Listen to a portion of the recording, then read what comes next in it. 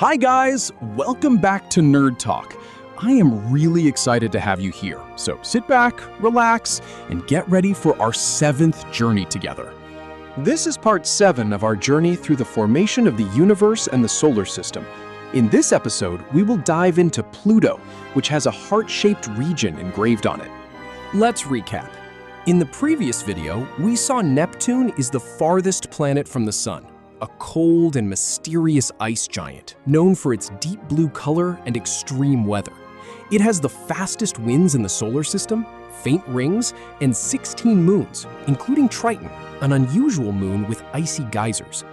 Neptune was discovered using mathematics and has only been visited once by Voyager 2 in 1989, making it one of the least explored worlds. Now let's study about Pluto, which has a heart present on it.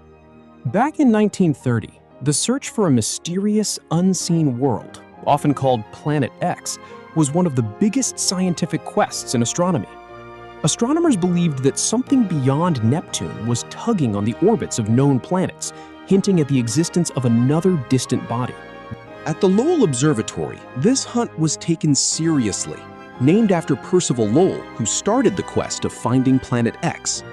The search for Planet X gained serious momentum, largely because of the earlier work of Percival Lowell, who strongly believed that an unseen planet existed beyond Neptune. By carefully studying slight irregularities in the orbits of Uranus and Neptune, Lowell predicted that these disturbances were caused by the gravitational pull of a hidden world. Although he passed away in 1916 without finding it, his calculations and determination laid the foundation for future astronomers, ultimately guiding the discovery of Pluto years later. The responsibility of continuing this search eventually fell to a young and determined astronomer, Clyde Tombaugh. Tombaugh's job was not glamorous.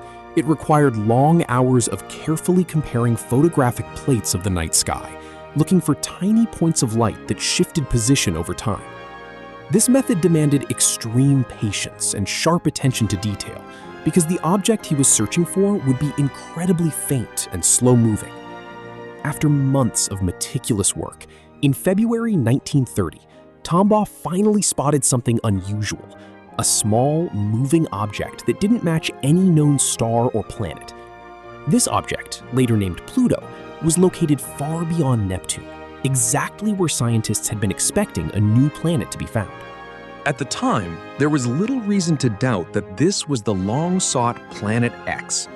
Even though Pluto appeared faint and tiny, astronomers initially overestimated its size and mass, assuming it was large enough to influence the outer planets gravitationally. With no other similar objects known in that distant region, Pluto was quickly accepted as the 9th planet of the solar system. The discovery made headlines around the world, and Pluto instantly became part of the official planetary lineup, joining the ranks of Mercury through Neptune.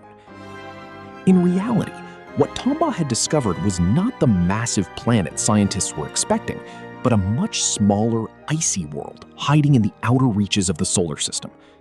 However, given the limited technology and knowledge of the time, this distinction wasn't clear. For decades, Pluto held its place as the 9th planet, symbolizing the edge of the known solar system and representing one of the greatest astronomical discoveries of the 20th century. One of the most fascinating parts of Pluto's story is that its name didn't come from a team of senior scientists or a formal committee. It came from the imagination of an 11-year-old girl, Venetia Burney, in Oxford, England. In March 1930, just after the discovery of Pluto was announced, Venetia was having breakfast with her grandfather, who was well connected in academic circles. As they discussed the news of the newly discovered planet, Venetia, who had a strong interest in mythology, suggested the name Pluto after the Roman god of the underworld. Her suggestion wasn't random at all. Pluto, the god, ruled over a dark, distant, and mysterious realm, just like the newly discovered object, which existed far beyond Neptune, in the cold, shadowy outskirts of the solar system. The name felt almost perfect. It captured both the physical nature and the mysterious vibe of the new world. Venetia's grandfather, Falconer Madan, was impressed and passed the suggestion along to professional astronomers at the Lowell Observatory in the United States. At the observatory, Scientists were already considering several possible names, but Pluto quickly stood out. Not only did it fit the tradition of naming planets after mythological gods, but its first two letters, P and L, also honored Percival Lowell, whose earlier work had inspired the search for the planet. After careful consideration, the name was officially adopted on March 24, 1930. What makes this story truly special is that Venetia Burney became one of the youngest people in history to name a celestial object, and her choice has lasted for nearly a century. Even though Pluto was later reclassified as a dwarf planet, its name and the story behind it remains legendary, showing that sometimes even a simple idea shared over breakfast can leave a permanent mark on science. Size and distance of Pluto. Pluto may sound famous, but in terms of size, it's actually quite small compared to the major planets. It has a diameter of about 2,377 kilometers, which makes it less than half the width of the United States. To put that into perspective, Pluto is only about 1/5 the size of Earth, and even smaller than Earth's moon. This small size is one of the reasons scientists eventually reconsidered its status as a full planet. Despite being small, Pluto is located at an extreme distance from the Sun. On average, it lies about 5.9 billion kilometers away, which is roughly 39 times farther than Earth is from the Sun. Because of this enormous distance, Pluto exists in a region of space where sunlight is incredibly weak and temperatures are extremely low. One of the coolest consequences of this distance is how long sunlight takes to reach Pluto. While sunlight reaches Earth in just about 8 minutes, it takes approximately 5.5 hours to travel all the way to Pluto. That means when you see sunlight on Pluto, you're actually seeing light that left the sun more than 5 hours earlier. By the time it arrives, the sunlight is very faint, only about 1/900th as bright as it is on Earth. If you were standing on Pluto at noon, the sun wouldn't look like a big glowing disk like it does here. Instead, it would appear more like a very bright star in the sky, providing just enough light to dimly illuminate the surface. This extreme distance and weak sunlight are key reasons why Pluto is such a cold, frozen world, with temperatures dropping to around -232 degrees Celsius. So even though Pluto is small and far away, its size and distance play a huge role in shaping its environment, turning it into one of the most remote and fascinating objects in our solar system. Around 4.5 billion years ago, when the solar system was just forming, everything began as a massive cloud of gas and dust called the solar nebula. As gravity pulled this material together, the sun formed at the center, while the remaining material spread out into a spinning disk around it. Closer to the sun, intense heat allowed rocky planets like Earth and Mars to form. But far beyond, in the cold outer regions, things were very different. In this distant zone, what we now call the Kuiper Belt, temperatures were so low that gases like water, methane, and nitrogen froze into solid ice. Tiny particles of ice and rock began sticking together through collisions, gradually forming larger and larger bodies. Pluto started as one of these small icy clumps, slowly growing over millions of years as it gathered more material from its surroundings. Unlike the major planets, Pluto never became large enough to dominate its region. Instead, it remained one of many similar icy objects in the Kuiper Belt. However, something dramatic likely shaped its final form: a giant collision. Scientists believe that early in its history, Pluto may have collided with another object of similar size. This impact would have been powerful enough to reshape Pluto and also create its largest moon, Charon. This is why Pluto and Charon are so unusually similar in size compared to other planet-moon systems. Over time, as the solar system settled down, Pluto remained in the outer darkness, orbiting the sun along with countless other icy bodies. Its interior may have warmed slightly due to radioactive elements, possibly forming layers like a rocky core and an icy mantle. Even today, scientists think Pluto might still hold a hidden ocean beneath its frozen surface, a leftover trace of its dynamic past. So Pluto's formation isn't just about slow growth. It's a story of cold beginnings, cosmic collisions, and survival in a crowded outer frontier. It didn't become a dominant planet, but instead became something just as interesting, a preserved relic from the early solar system, giving us clues about how everything, including Earth, once began. One of the most fascinating and unique relationships in our solar system is between Pluto and its largest moon, Charon. Unlike typical planet-moon systems where the planet dominates and the moon simply orbits around it, Pluto and Charon behave more like equal partners locked in a gravitational dance. Charon is exceptionally large compared to Pluto, about half its size. In most cases, moons are tiny compared to their planets. For example, Earth's moon is much smaller relative to Earth. But here, the size difference is so small that the center of gravity, barycenter of the system, doesn't lie inside Pluto. It actually exists in the space between Pluto and Charon. This is a huge deal scientifically, because it means Pluto isn't just being orbited by Charon. They are both orbiting a shared point in space.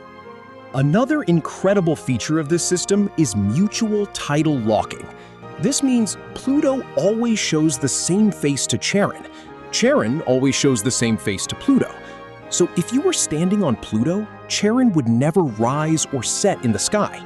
It would just hang in the exact same position forever. And from Charon, Pluto would appear equally fixed in the sky. It's like both worlds are stuck in a permanent synchronized stare. Your cosmic staring contest is actually scientifically accurate. This kind of mutual locking is extremely rare.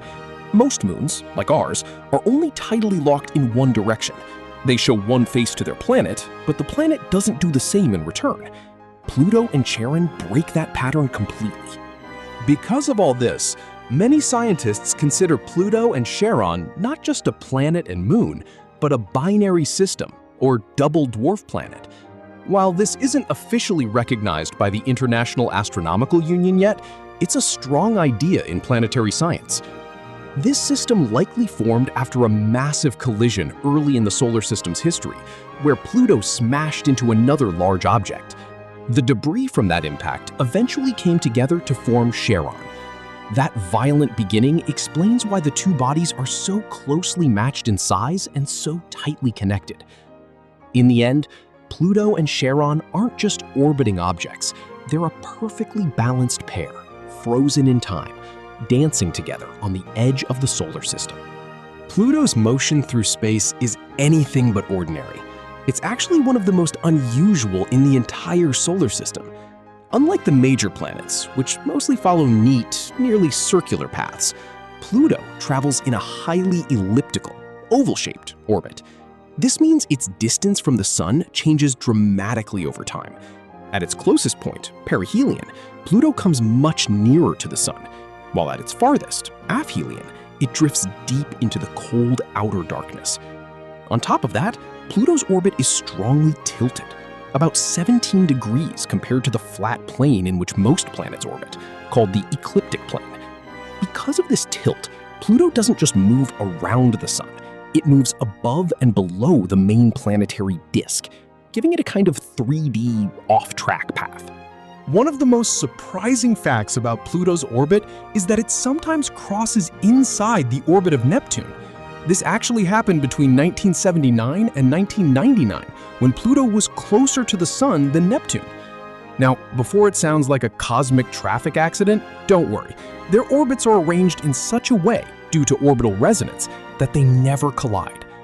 Pluto also takes a very long time to complete one orbit around the Sun, about 248 Earth years.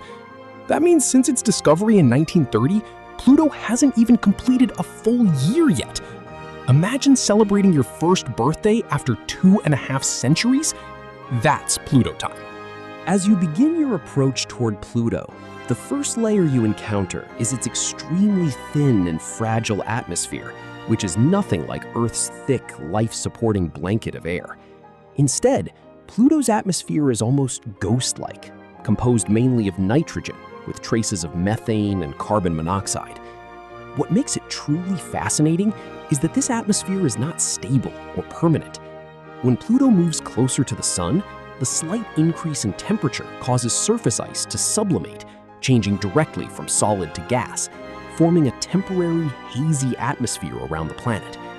However, as Pluto travels farther away into the colder regions of space, these gases freeze again and fall back onto the surface like snow, causing the atmosphere to collapse. Because of this cycle, as you descend toward Pluto, you might pass through a faint, misty atmospheric layer or encounter almost nothing at all, depending entirely on where Pluto is in its long orbital journey around the Sun.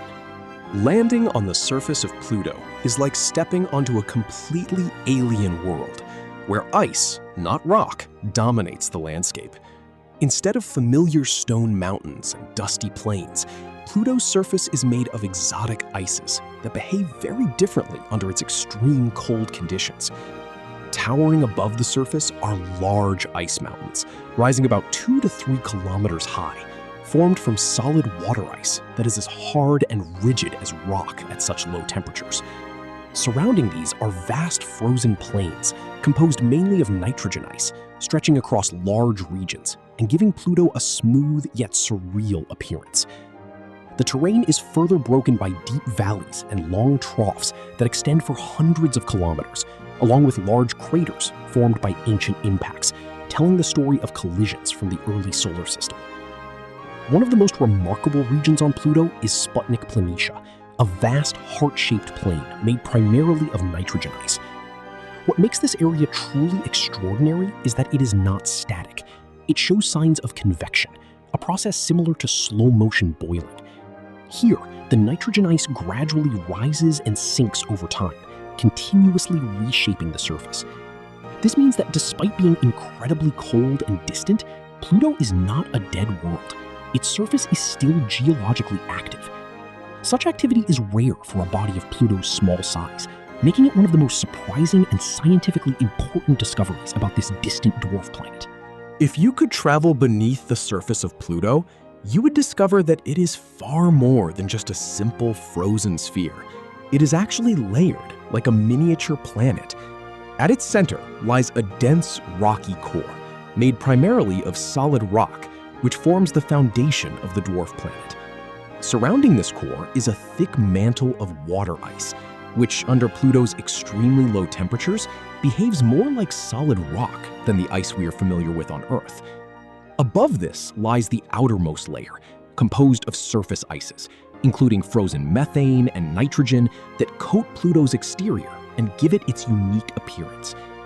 What makes this structure especially interesting is that despite Pluto's relatively small size, having only about 1/6 the mass of Earth's moon, it still developed these distinct internal layers, similar to much larger planets.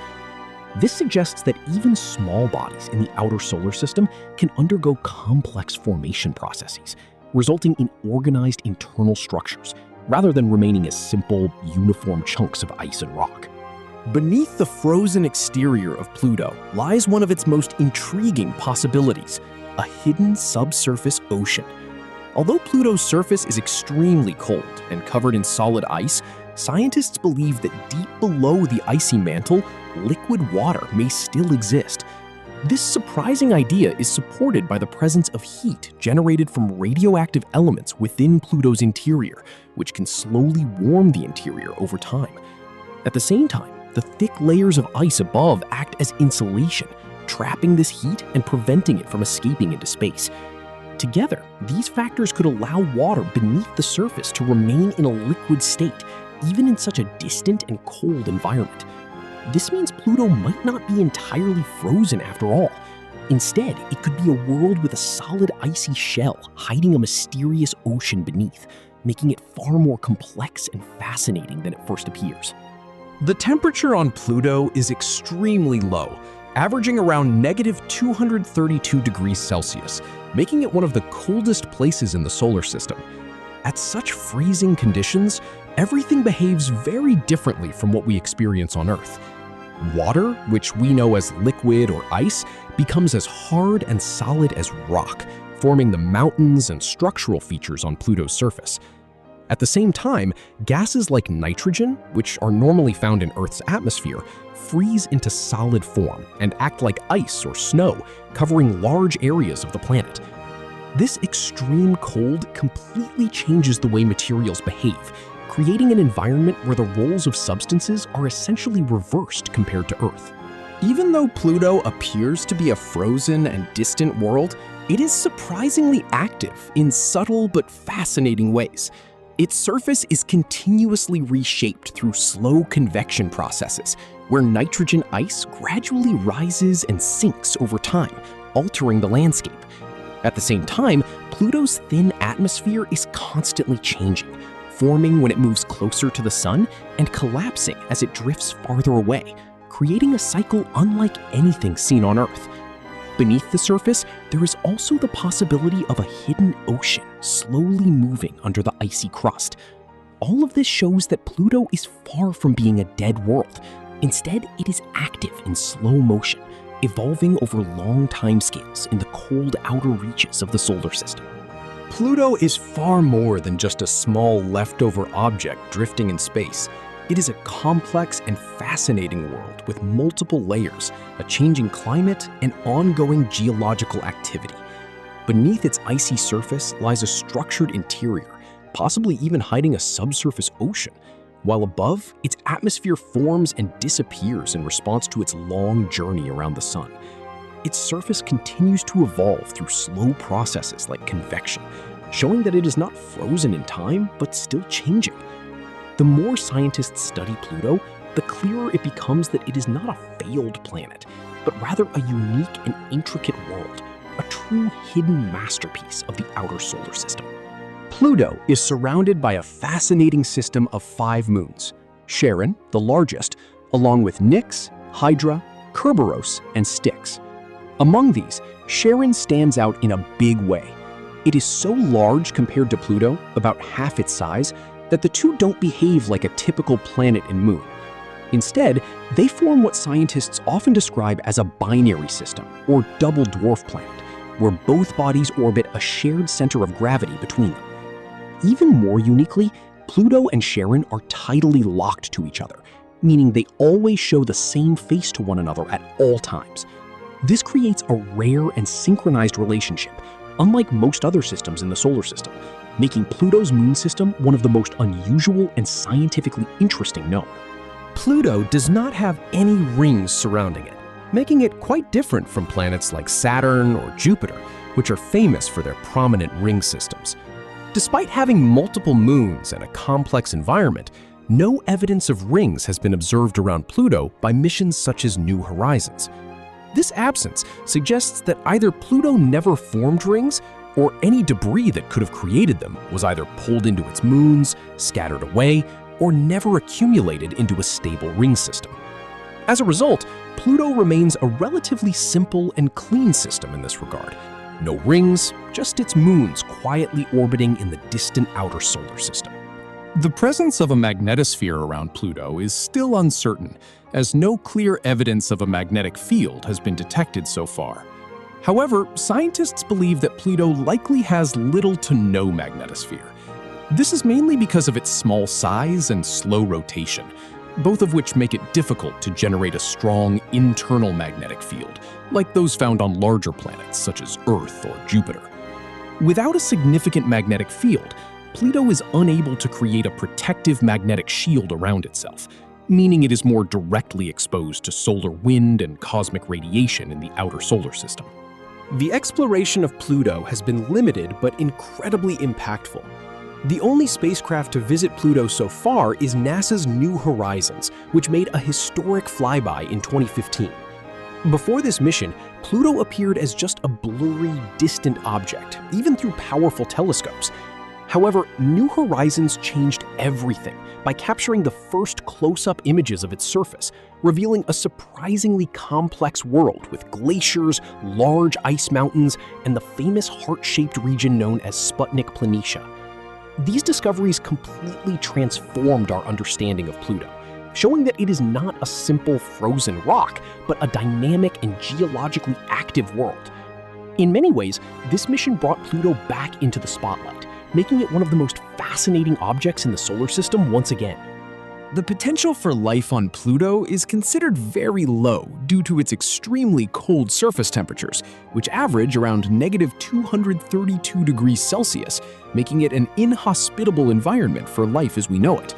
At such temperatures, water is frozen solid and behaves like rock, and the thin atmosphere offers no protection or stability. However, Pluto is not entirely without intrigue. Scientists believe that beneath its icy surface, there may be some internal heat generated by radioactive elements, and this could support the existence of a subsurface ocean of liquid water. While this does not mean life exists there, it opens up interesting possibilities about hidden environments where conditions might be more stable. As a result, Pluto continues to raise important questions in planetary science about where life could potentially exist beyond Earth. Giant heart of Pluto, Sputnik Planitia. One of the most iconic and surprising features of Pluto is its large, heart-shaped region known as Sputnik Planitia. This large plain is made primarily of frozen nitrogen ice and is so large that it could cover entire countries on Earth. But it's not just visually striking, it's scientifically important. Sputnik Planitia is thought to play a major role in Pluto's climate system. Its bright, reflective surface affects how sunlight is absorbed and reflected, and its icy composition allows it to interact with the atmosphere by releasing and reabsorbing gases. Even more fascinating, this region shows signs of convection, where ice slowly circulates, meaning the heart is not just a feature, it's an active, evolving part of Pluto. A wild and rule-breaking orbit. Pluto's orbit is one of the most unusual in the solar system. Unlike planets that follow nearly circular paths, Pluto travels in a highly elliptical, oval-shaped orbit, meaning its distance from the Sun changes dramatically over time.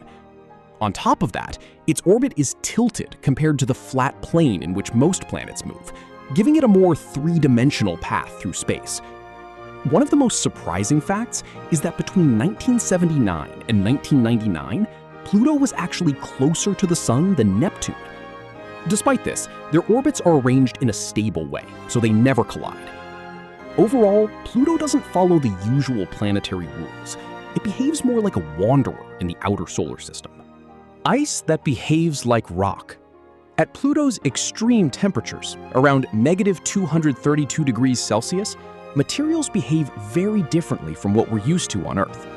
Water ice becomes incredibly hard, so hard that it forms mountains and solid structures like rock. Meanwhile, substances like nitrogen and methane, which are gases on Earth, freeze into solid form and act like ice or snow, covering the surface. This reversal of roles creates a strange and alien environment, where the landscape is built not from stone, but from different types of ice, acting in unexpected ways. A hidden ocean beneath the ice. Despite its frozen surface, Pluto may hide a surprising secret beneath, a subsurface ocean of liquid water. Scientists believe that heat from radioactive elements inside Pluto, combined with insulation from thick ice layers, could keep water in liquid form deep below the surface. If true, this means Pluto is not completely frozen solid, but has a dynamic interior. This idea is especially exciting because it suggests that even distant icy worlds can have complex internal structures. So Pluto might be exactly what it looks like on the outside, a frozen world, but inside, it could be hiding something far more active and mysterious. To be continued in Part 9. Thanks a lot for watching. If you like the videos, please do subscribe and share with your loved ones.